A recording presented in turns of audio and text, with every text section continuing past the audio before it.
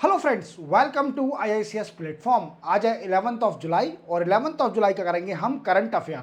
Lecture start करने से पहले चैनल को सब्सक्राइब और बेल आइकन प्रेस करना ना भूलें और हमेशा वीडियो पूरा देखें और अपने दोस्तों के साथ शेयर करें। चलो लेक्चर स्टार्ट कर। फर्स्ट न्यूज़ है, मोदी साहब गए हैं वीना में। वीना कहाँ पर है? वीना किसकी कैपिटल है दोस्तों? ऑस्ट्रिया की। ऑस्ट्रिया नहीं, Austria. Austria is a country of Europe continent. Clear.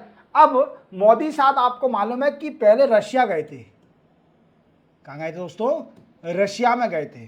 अब इसके बाद इनका सेकंड टूर था कहां पर? ऑस्ट्रिया कंट्री में। और ये 41 साल बाद हुआ है ऐसा, 41 ईयर बाद, कि इंडिया का कोई पीएम ऑस्ट्रिया गया है। इंडिया पीएम ऑस्ट्रिया गया 41 ईयर बाद। 41 साल बाद कोई देश का हमारा प्रधानमंत्री ऑस्ट्रिया कंट्री में गया है दोस्तों। क्लियर। अब क्या है कि कई सारे डिप्लोमेट तो जाते रहते हैं। अब इनमें कई सारा टॉक हुआ, कई सारी बातचीत हुई। तो वहां के जो चांसलर हैं, ऑस्ट्रिया के चांसलर जिनका नाम है नेहामर, इनके साथ कई सारा डिस्कशन हुआ मोदी साहब का। क्लियर। अब इसमें क्या डिस्कस हुआ? देखो, आप जानते हो कि रशिया और यूक्रेन का वार चल रहा है। क्या चल रहा है दोस्तों? रशिया और यूक्रेन का वार चल रहा है। और किसी भी मीटिंग में आप जाओगे, इंटरनेशनल कोई भी ऑर्गेनाइजेशन की मीटिंग होगी या फिर डिप्लोमेटिक बायलैटरल रिलेशन कोई भी देश में जाता है तो रशिया यूक्रेन की जरूर बात होगी। तो पुतिन साहब इतने फेमस हो गए हैं कि उनने क्या किया कि ऐसा वार किया है कि वो देश में इतना मतलब नाम चल रहा है उनका। हालांकि उनका नाम तो अटैक करने से पहले भी था इस देश में, नाम कई सारे देशों में, बट अब ज़्यादा हो गया है। क्या कह सकते हैं अपन। ठीक है। अब रशिया और यूक्रेन का वार। अब जब इनसे पूछा गया मोदी साहब से, रशिया यूक्रेन पर कुछ बोलिए, अब ये क्या बोलेंगे? ये तो अभी रशिया से ही आ रहे हैं। आप लोगों को ये समझ में नहीं आता कि हमारे पीएम साहब रशिया से तो आ ही रहे हैं डायरेक्ट तुम्हारे यहाँ पर, तो वो रशिया यूक्रेन के बारे में क्या बोलेंगे? उन्होंने बड़े डिप्लोमेटिक आंसर दिया मोदी साहब ने। क्या दिया? कि हम न्यूट्रल रहना चाहते हैं। We always follow the policy of neutral. Okay. और second thing, we support the peace in world. और हम शांति चाहते हैं, वर्ल्ड में पीस रहे और इनोसेंट लोगों की जान ना जाए। जो इनोसेंट लोगों की जान जाती है जब कोई वार होता है तो सबसे बड़ा लॉस होता है इनोसेंट लोगों की जान जाना। अब उससे कितने गंदे इफेक्ट पड़ते हैं कि उनकी फैमिली को इफेक्ट पड़ता है। जो बंदा मरता है उसकी फैमिली को पता होता है कि कितना इफेक्ट हुआ है उसकी फैमिली के ऊपर। ठीक है। अब देखो, दूसरी बात इन्होंने डिस्कस किया। ठीक है, ये तो नॉर्मल है, सभी लोग डिस्कस करते हैं। अब ये बताइए कि अपन दोनों क्या कर सकते हैं, अपन दोनों के बीच में क्या हो सकता है? तो ठीक है, अब दोनों पर्सनल बात चली जाएगी, बायलैटरल रिलेशन की बात करी जाएगी। क्या क्या कर सकते हैं भाई? तो इन्होंने बोला कि अपन कोऑपरेट करेंगे, both country cooperate on infrastructure development. Infrastructure development. दूसरा, इनोवेशन। तीसरा, water and waste management.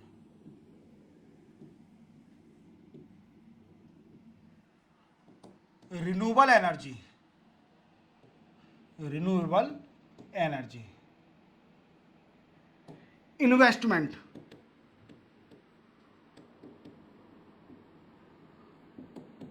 Innovation. Energy. ETC. इन पॉइंटों पर डिस्कस किया गया। और एक तो क्लाइमेट चेंज तो सभी में कॉमन होता है, इन पॉइंटों पर डिस्कस किया गया। दूसरे पॉइंट में बताइए सर, तो क्या है? दूसरा है legal migration. Legal migration and we can say that's a transfer, और हाँ, transfer of skilled workforce. Skilled workforce. Transfer of skilled workforce. ठीक है। अब क्या किया मोदी साहब ने, आप जैसे जानते हो कि क्लाइमेट चेंज के ऊपर कई सारा डिस्कस किया जा रहा है। अब क्लाइमेट चेंज में ऐसा भी डिस्कस किया गया कि इंडिया ने इनवाइट किया ऑस्ट्रिया को कि आप आइए, ऑस्ट्रिया कंट्री से बोला कि आप आइए और ज्वाइन करिए, Austria to join international solar alliance, international solar alliance. दूसरा क्या है? दूसरा है हमारा coalition, coalition for disaster resilience infrastructure, और बायोफ्यूल अलायंस। सर ये तो बताइए ये है क्या? तो आपको बता देता हूं मैं। इंटरनेशनल सोलर अलायंस प्लान है, इंडिया लेके गई थी इंटरनेशनली, जिसमें क्या है कि रिन्यूएबल एनर्जी को प्रमोट किया जाएगा, जैसे सोलर एनर्जी है, सोलर एनर्जी को प्रमोट किया जाएगा। And all world are invited to join this international solar alliance, mostly the country between tropical of Cancer and tropical of Capricorn are join this international solar alliance. Clear? Clear? तो ये invite किया और इसका head office भी India के अंदर है। याद रखोगे इंटरनेशनल सोलर अलायंस क्या है कि सोलर पावर प्लांट को प्रमोट करना। क्लियर? क्लियर? दूसरा क्या है? Coalition for disaster resilience infrastructure. ये क्या है कि आप जानते हो कि डिजास्टर मैनेजमेंट का कितना बार टॉपिक आता है, डिजास्टर मैनेजमेंट का मतलब मेन टॉपिक हो गया है। और हमारे इंडिया में कितनी प्रॉब्लम है नेचुरल डिजास्टर की और artificial, we can say that's a human made disaster की, ह्यूमन मेड डिजास्टर की और नेचुरल डिजास्टर की बड़ी दिक्कत है। अब इसी के साथ क्या है दोस्तों कि इसको कंट्रोल करने के लिए, डिजास्टर मैनेजमेंट करने को कंट्रोल करने के लिए collision for disaster resilience infrastructure बना था। इसमें कई सारी कंट्री पार्टिसिपेट करेंगी और डिजास्टर मैनेजमेंट के ऊपर डिस्कस करेंगी। और बायोफ्यूल अलायंस क्या होता है? आप जानते हो कि आजकल बायोफ्यूल का कंसेप्ट आ गया है, पेट्रोलियम और डीजल खत्म होते जा रहे हैं, तो इनको कंट्रोल करने के बायोफ्यूल आ गया है। ठीक है, जो कि पॉल्यूशन कम करेगा। ठीक है, एनवायरमेंट फ्रेंडली है बायोफ्यूल। दूसरा इन्होंने डिस्कस किया किसके ऊपर, मैं लिख देता हूं कि जो अभी चल रहा है artificial intelligence and quantum computing, quantum technology. तो आप पूरा समझ गए होंगे कि मोदी साहब की जो विजिट हुई है ऑस्ट्रिया के अंदर, उसमें क्या क्या डिस्कस किया जा रहा है। समझ गए आप? और ऑस्ट्रिया बड़ी प्यारी कंट्री है यार, मतलब अगर आपको मौका मिलता है यूरोप जाने का तो आप एक बार जरूर ऑस्ट्रिया जरूर जाना, वीना घूम के आना। क्योंकि अभी सर्वे जो आया था कि वीना सबसे बेस्ट लाइवेबल सिटी है जहां पर रहने के लिए लोग बहुत सिक्योर हैं। ठीक है, तो चलते हैं अपन नेक्स्ट न्यूज़ पर। दोस्तों नेक्स्ट न्यूज़ है मुस्लिम वुमेन के ऊपर। जैसा कि आप जानते हो कि मुस्लिम वुमेन जो मेंटेनेंस होता है, जिससे एक्स हस्बैंड के जरिए जो मेंटेनेंस मिलता है वुमेन को, वो मिलता है under different act to the Muslim women. वो एक्ट कौन सा है? Muslim women protection of right on divorce act 1986, जो कि राजीव गांधी ने निकाला था। ठीक है, और जो हमारे हिंदू हैं, जो हिंदू वुमेन हैं, उनको मेंटेनेंस मिलता है under section 125 of criminal procedure code 1973 के हिसाब से। अब इन दोनों एक्ट में क्या कॉन्फ्लिक्ट आ रहा है, इन दोनों कानून में क्या कॉन्फ्लिक्ट, और सुप्रीम कोर्ट ने क्या डिसीजन दिया है कि ये कॉन्फ्लिक्ट कर रहा है टू दिस एक्ट 1986 एक्ट से, और मुस्लिम वुमेन को मेंटेनेंस मिलेगा under section 125 of criminal procedure code 1973। अब अपन इसके बारे में पूरा जानते हैं। क्या है दोस्तों, सुप्रीम कोर्ट ने बोला है, supreme court verdict that Muslim women, Muslim divorce women get maintenance from ex-husband under section 125 of criminal procedure code 1973। अब इसमें क्या है, तो जो भी मुस्लिम वुमेन का एक्स हस्बैंड होगा, अगर वो तलाक देता है, इलीगली तलाक देता है अपनी वाइफ को, तो उसे जिंदगी भर उसको मेंटेनेंस देना पड़ेगा। समझ में आ रहा है? जैसे हमारे कानून में लिखा है कि हिंदू कानून में, जैसे क्रिमिनल प्रोसीजर कोड में, कि वो मेंटेनेंस देता है, अगर पति कैपेबल है मेंटेनेंस देने के लिए, तो वो कैपेबल देता है मेंटेनेंस किसको, अपनी वाइफ को, जो डाइवोर्स वाइफ है उसको मेंटेनेंस देना पड़ेगा उसे। समझ में आ गया। अब क्या है कि एक कानून आया था 1986 में, राजीव गांधी ने कानून निकाला था। राजीव गांधी जी ने, एक जो हमारे पीएम थे, राजीव गांधी ने कानून निकाला था जो है मुस्लिम वुमेन प्रोटेक्शन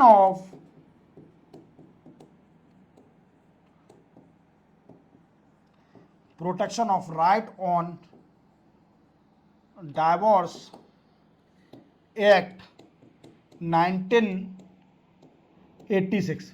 ये जो कानून था दोस्तों, ये कानून सिर्फ ओनली मुस्लिम वुमेन जो डाइवोर्स लेती हैं, जो डाइवोर्स दे दिया किसी ने भी, एक्स हस्बैंड ने, वो अपनी वुमेन को, अपनी वाइफ को डाइवोर्स दे दिया, तो इसके जरिए उसको मेंटेनेंस दिया जाएगा, इस एक्ट के जरिए, ना कि क्रिमिनल प्रोसीजर कोड के जरिए उसको मेंटेनेंस दिया जाएगा। समझ आ रहा है। इसमें जो सेक्शन होंगे उसको देख के कानून जो कोर्ट है वो आदेश देगा, फैमिली कोर्ट आदेश देगा। बट सुप्रीम कोर्ट ने एक बड़ा we can say bold decision लिया है कि नहीं, मुस्लिम वुमेन को भी, मुस्लिम वुमेन के पास चॉइस है वो किस कानून का यूज करना चाहती है। अगर वो क्रिमिनल प्रोसीजर कोड के जरिए मेंटेनेंस लेना चाहती है तो वो क्रिमिनल प्रोसीजर कोड से ले सकती है।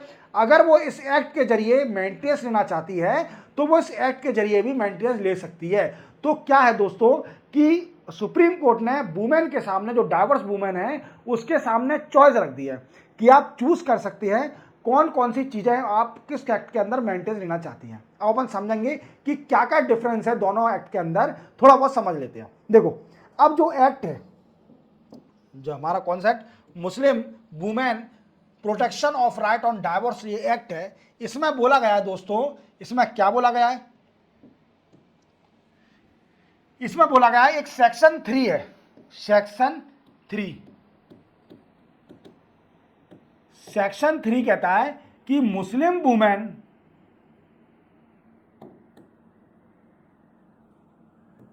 गेट मेंटेनेंस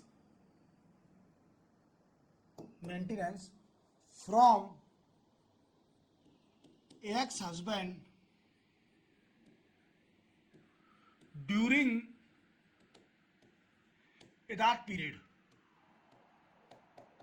सर ये क्या होता है पीरियड, इदात पीरियड? देखो क्या होता है कि जैसे मुस्लिम वुमेन को कोई डाइवोर्स दे दिया, अब उसकी अगर मान लो रीमैरिज हो गई, अब जो उसका टाइम होगा बीच का, व्हाट आई मीन डाइवोर्स और रीमैरिज का टाइम होगा, उसको बोलते हैं इदात पीरियड।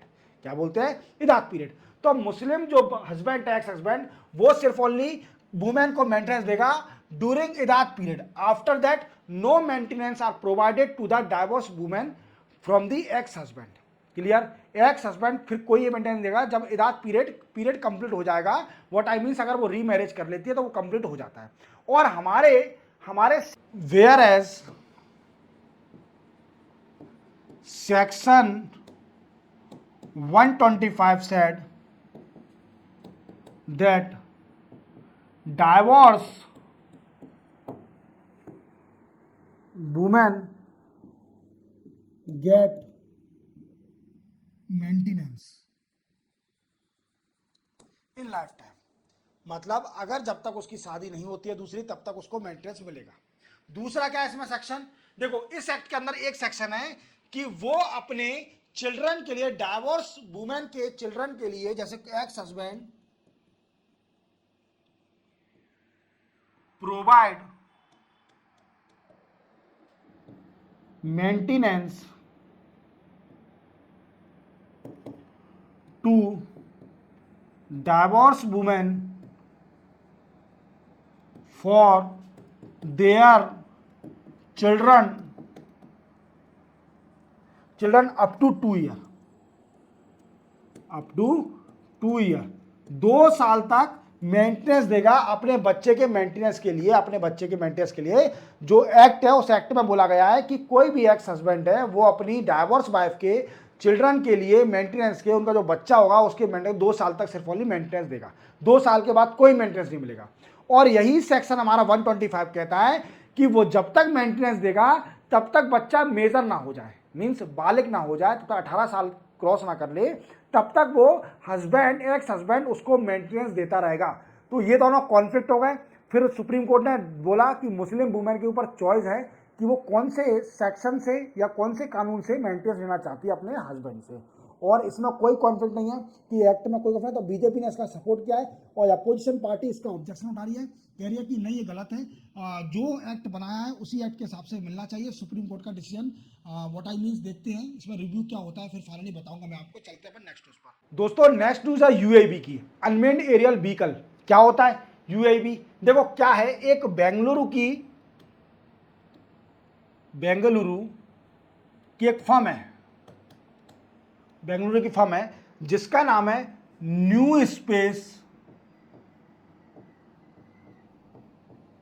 Research and development.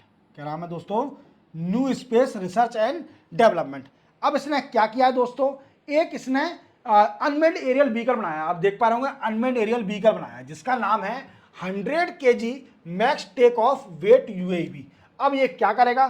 तो दोस्तों ये कैपेबल है 1900 फीट तक ऊपर जाने पर, ऊपर तक उड़ सकता है, 1900 फीट ऊपर तक उड़ सकता है वो अनमेन्ड एरियल व्हीकल। और इसका काम किस में आएगा? इसको टेस्ट भी कर लिया है, सक्सेसफुल टेस्ट इन लद्दाख में इसको टेस्ट भी कर लिया है, क्योंकि वो हाई एल्टीट्यूड एरिया है और ये unmanned aerial vehicle high altitude में यूज में आएगा। किसमें यूज में आएगा? हाई एल्टीट्यूड में यूज में आएगा। आप समझ रहे होंगे मेरी बात को कि ऊपरी एरिया जो हाई एल्टीट्यूड होता है उसमें यूज में आएगा। क्लियर। और दूसरी बातों को याद रखना, ये करेगा क्या? तो देखो ये सबसे पहले क्या करेगा कि ये डिजास्टर मैनेजमेंट काम में आएगा, disaster management, provide relief, we can say that's a transfer of product in high area, जो हाईएस्ट एरिया बने हैं वहां पर यूज में आ सकता है, रेस्क्यू वर्क में यूज आ सकता है। तो इसके कई सारे यूज है, इसको नाम याद रखना आप। और ये 100 kg तक ले जा सकता है, 100 kg तक ले जा सकता है, 100 kg तक। तो इतना पावरफुल अनमेन्ड एरियल व्हीकल बनाया है, आप देख रहे हो, तभी इसका नाम है 100 kg max take off weight unmanned aerial vehicle. मतलब 100 kg तक मैक्सिमम वेट ये ले जा सकता है on the height of 1900 feet. समझ लो कितनी हाइट तक ये ले जाएगा। और इसका सक्सेसफुल टेस्ट भी कर लिया लद्दाख के अंदर। तो आप देख रहे हो इंडिया भी स्पेस जो प्राइवेट फर्म है वो भी कितना प्रोग्रेस करते जा रही हैं दिन प्रतिदिन, और कितने अच्छे अनमेन्ड एरियल व्हीकल बनाते जा रही हैं। तो हमें अपने देश पर गर्व है कि हमारा देश आगे बढ़ते जा रहा है। चलते हैं अपन नेक्स्ट न्यूज पर। नेक्स्ट न्यूज है हमारे कॉमर्स और इंडस्ट्रियल मिनिस्टर जो पीयूष गोयल हैं उनके ऊपर। अब वो क्या कर रहे हैं? तो फ्री ट्रेड एग्रीमेंट पर डिस्कस करेंगे अपन, क्या होता है फ्री ट्रेड एग्रीमेंट और इंडिया किसके साथ साइन करने जा रही है फ्री ट्रेड एग्रीमेंट। देखो दोस्तों क्या है कि जो पीयूष गोयल है हमारे कॉमर्स एंड इंडस्ट्रियल मिनिस्टर, वो विजिट करने वाले हैं, visit in Switzerland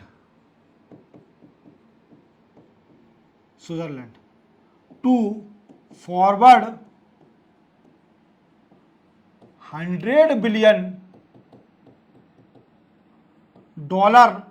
deal investment in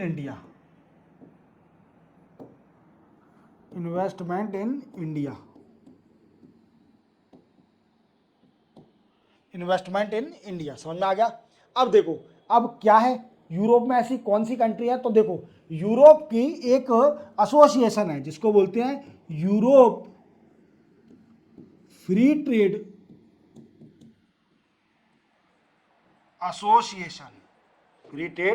association, और इसमें दोस्तों 4 कंट्रियां हैं। कौन सी? स्विट्जरलैंड, आइसलैंड, नॉर्वे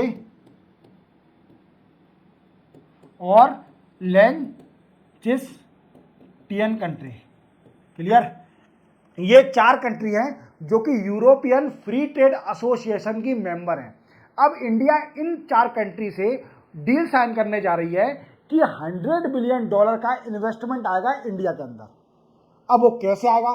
तो ये दोस्तों 15 साल की डील है, 15 ईयर डील, जिसमें से दोस्तों विद इन 10 ईयर में, विद इन 10 ईयर में $50 बिलियन की एफडीआई आएगी, एंड नेक्स्ट 5 ईयर में $50 बिलियन की एफडीआई आएगी। तो हो गए $100 बिलियन, 50 बिलियन की एफडीआई आएगी। Clear clear. अब इसी के साथ क्या होगा दोस्तों, अब सरकार को, हमारी इंडिया को भी तो कुछ करना पड़ेगा, वो फ्री का इन्वेस्टमेंट थोड़ी करने आएंगे, तो इंडिया को टैरिफ कंसेशन देना पड़ेगा, टैरिफ कंसेशन देना पड़ेगा, मींस टैरिफ कम करना पड़ेगा, समझ आ गया, टैरिफ कम करना पड़ेगा, तभी वो इन्वेस्टमेंट करेंगे। फ्री ट्रेड एग्रीमेंट में क्या होता है दोस्तों, अगर दो कंट्रियां फ्री ट्रेड एग्रीमेंट साइन कर लेती हैं तो उन दोनों कंट्रियों को एक्सपोर्ट इंपोर्ट में अपने टैरिफ को कम करना पड़ता है। व्हाट आई मीन्स, फ्री भी कर सकती है और कई सारे प्रोडक्ट पर टैरिफ कम करना पड़ता है, तभी दो कंट्री के बीच में ट्रेड का इंक्रीमेंट होता है। इसी के साथ 11 जुलाई के करंट अफेयर कंप्लीट होते हैं। चैनल को सब्सक्राइब और बेल आइकन प्रेस करना ना भूलना, और हम मिलते हैं कल 12 जुलाई के नए करंट अफेयर के साथ। तब तक के लिए जय हिंद।